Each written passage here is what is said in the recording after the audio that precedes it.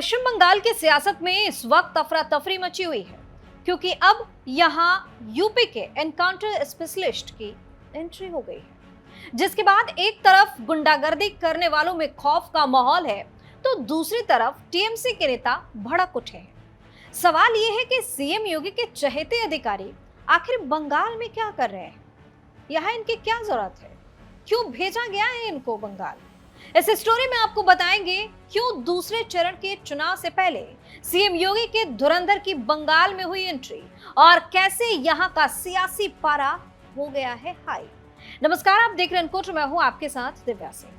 पश्चिम बंगाल के चुनावी माहौल में इस वक्त एक ऐसा वीडियो सामने आया है जिसने सियासत को पूरी तरह गर्मा दिया है। एक तरफ है यूपी के चर्चित सिंघम और एनकाउंटर स्पेशलिस्ट के तौर पर पहचाने जाने वाले आईपीएस अजय पाल शर्मा और दूसरी तरफ टीएमसी के उम्मीदवार जहांगीर खान।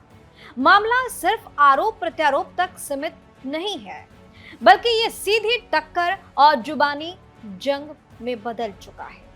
दरअसल चुनाव आयोग की तरफ से अजय पाल शर्मा को पश्चिम बंगाल में पुलिस ऑब्जर्वर बनाकर भेजा गया। आरोप है कि इलाके में वोटरों को डराया और धमकाया जा रहा है। जैसे ही शिकायत मिली, शर्मा खुद मौके पर पहुंचे और वहीं से शुरू हुआ पूरा विवाद। सोशल मीडिया पर वायरल वीडियो में साफ दिखता है कि वो सीधे तौर पर टीएमसी उम्मीदवार को चेतावनी देते नजर आते।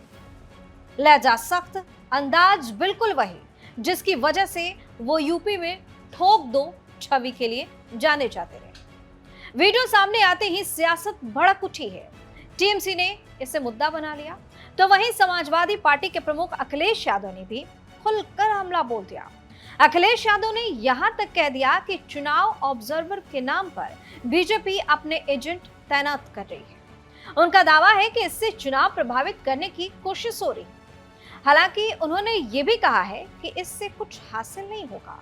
ममता बनर्जी यहाँ है और दीदी ही रहेगी। उधर टीएमसी ने भी कोई कोर कसर नहीं छोड़ी है। पार्टी ने अजय पाल शर्मा को कुख्यात एनकाउंटर स्पेशलिस्ट बताते हुए सवाल उठाया कि क्या अब इसी तरह के अधिकारियों को निष्पक्ष चुनाव के लिए भेजा जाएगा। टीएमसी ने कहा कि यह वही अधिकारी हैं जो अपने ठोक दो वाले रवैया के कारण कुख्यात रहे हैं, प्रसिद्ध रहे हैं। निर्वाचन आयोग बंगाल के लिए इसी तरह के निष्पक्ष पुलिस ऑब्जर्वर का चयन कर रहा है। जाहिर है अब भ्रष्ट और आपराधिक रिकॉर्ड ही इस पद के लिए प्राथमिकता योग्य बन सकता है। वहीं बीजेपी की तरफ से पलटवार करते हुए कहा गया है कि चुनाव आयोग ने निष्पक्षता के लिए जरूरी कदम उठाए हैं और जो कार्यवाही हो रही है वो पूरी तरह से नियमों के तहत ही हो रही है। लेकिन कहानी यही खत्म नहीं होती है।